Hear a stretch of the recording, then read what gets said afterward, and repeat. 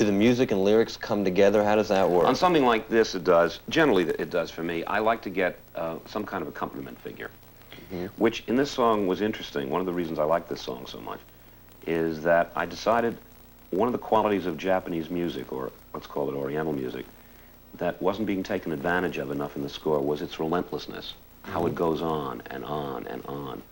And I thought, I'd like to write a song, see how long I can sustain interest by taking an accompaniment figure and just having it go on over and over and over again with the tiniest changes in it. The accompaniment figure that I made was this one. And I thought I would use that beat to bum bum bum bum bum bum bum bum bum bum throughout, but breaking it up different ways, so that as it develops, it gets to, which sounds different, but isn't. And then I thought, supposing I kept that up with just little variations, just dipping down every now and then to a note, or going up. And then I thought, I will keep it, as he gets more and more desperate, it will grow a little bit, but it will get to be a crescendo, which would last for 66 bars, because that's how long it takes. And then vary it by the introduction of other tones into it, but keeping the rhythm going all the time.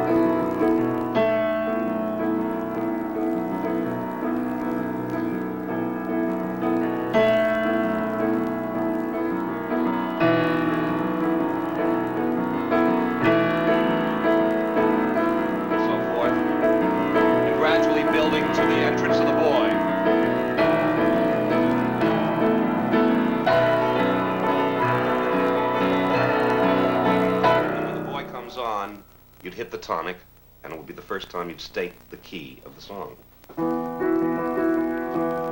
With the same rhythm. And vary it every now and then. He's going, I am in a tree, I am 10, I am in a tree.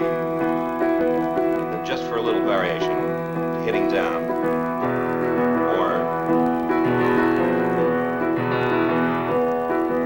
Small variations like that, but essentially keeping that rhythm up all the way through the song. And it gave a relentlessness to it and stretched out the time and got into what I think is the musical equivalent of the philosophical idea of the song, which is history. It's about history. The song's about history, the way the show is about history and what that means. And the endless stretching out of the time, I think, does that. I made some notes in Japan, and I wrote down the sentence, it's the word, not the sentence. Meaning it's the word, it's the detail that counts. Right. And it struck me while I was writing this that I was writing about that. So I started to make a list of images. It's the pebble, not the stream. And it's the word, not the sentence. It's the stroke, not the painting. And in fact, much of the joy of Japanese music for a Japanese listener is how the musician plays the note. It's not what the melisma is, not what the totality is, although that's of course part of it, but it's how is the note approached, how is the note left. Both a sung note, a played note. When you hear a shamisen player listening to a shamisen player, or somebody who knows something about it, appreciates exactly how the individual note is being played. Now, it's not unknown to Western ears because you hear Horowitz and you talk about how he plays a passage, but this really is about the note. And the idea of detail suddenly became appropriate to the song. And that accounts for the refrain, the fragment of the day refrain in the song. And then it was just a matter of working it out. There's one little passage where the warrior hears words being bandied back and forth. Will you, won't you, we refuse, you can't. All those terrible phrases that take place in any negotiation. Right. Where people are just sitting around, you know, if it's New York City and the municipal unions, it's endless phrases of we will not, we will, why don't you, you must, we can't. And I thought that would be useful to set up, it's the only time that the tune changes in the second half of the song, is for this little passage where the warrior hears things going on back and forth, and I then use that as the basis of the negotiations in the second act, when the admirals come in from all over the world and descend on the Japanese, and that utilizes that theme because it's all negotiation. In such a way our leitmotif is born. I didn't intend for it to happen. Now, what about the refrain? How did you conceive of the music there? Well, that's came out of developing the main theme. You mean the I have to find it here. It really is. And there's someone in a tree, or the day is incomplete.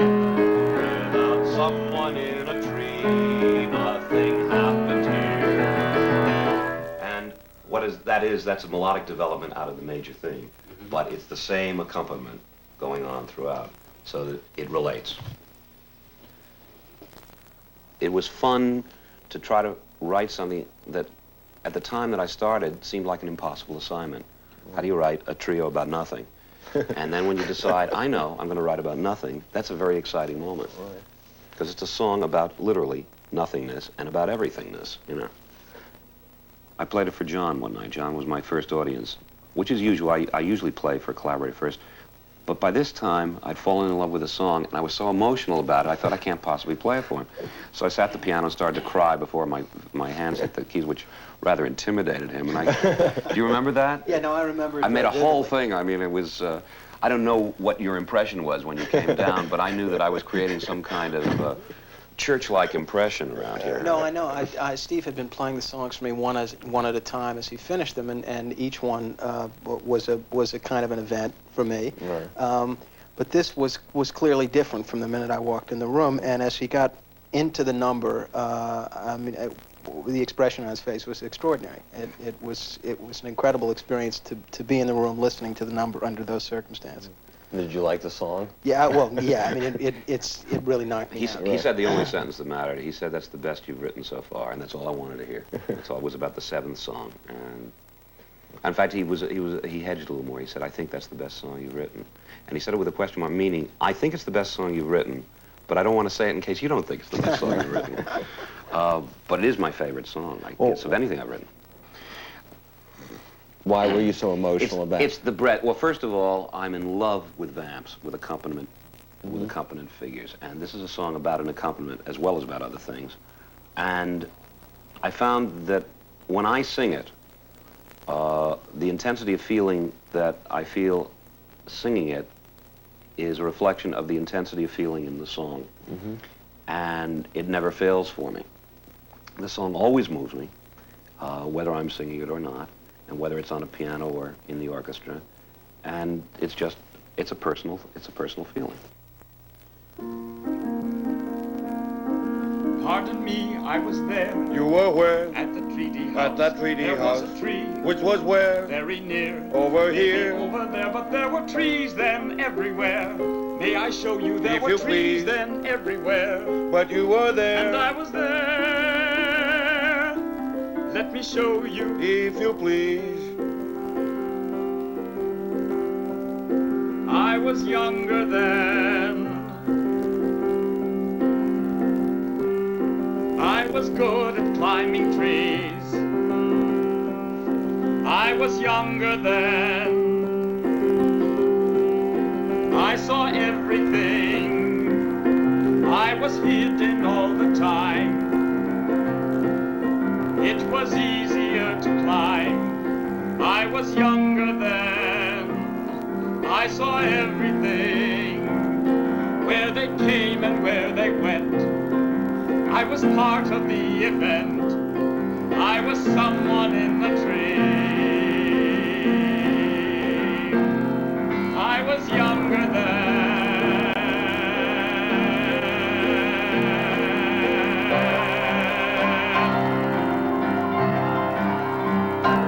Tell him what I see. I am in a tree, I am 10. I am in a tree. I was younger then. In between the eaves I can see. Tell me what I see. I was only 10. I see men and matting. Some are old, some chatting. If it happened, I was there. I saw everything. I was someone in the tree. Tell him what I see. Some of them have gold on their coats. One of them has gold. He was younger then.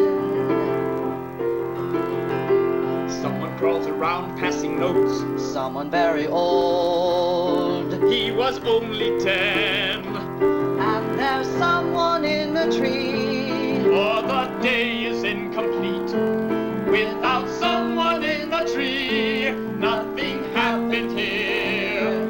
I am hiding in the tree. I'm a fragment of the day. If I were a Jews to say, things would happen here the way That they happened here. It's the fragment of the day. I am here still. It's the ripple, not the sea. Not the building, but the beam. Not the garden, but the stone. Not the treaty house. Someone in a tree.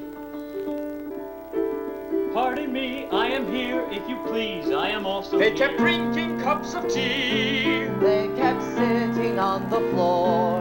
They drank many cups of tea. Oh, we told him that before.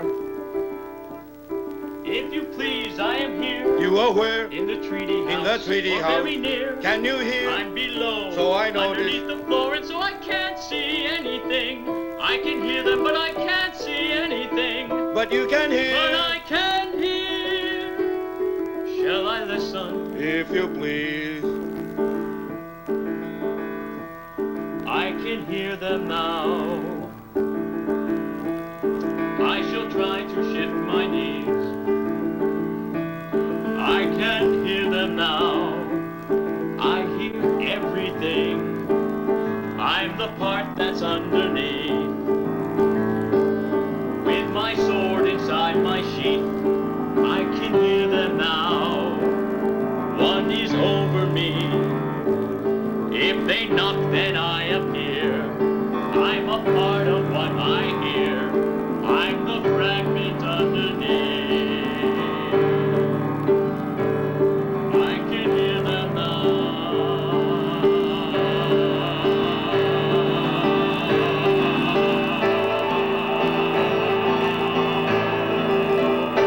Tell us what you hear. First I hear a creak and a thump. Now I hear a clink. Then they talk a bit. Many times they shout when they speak. Other times they think or they argue it.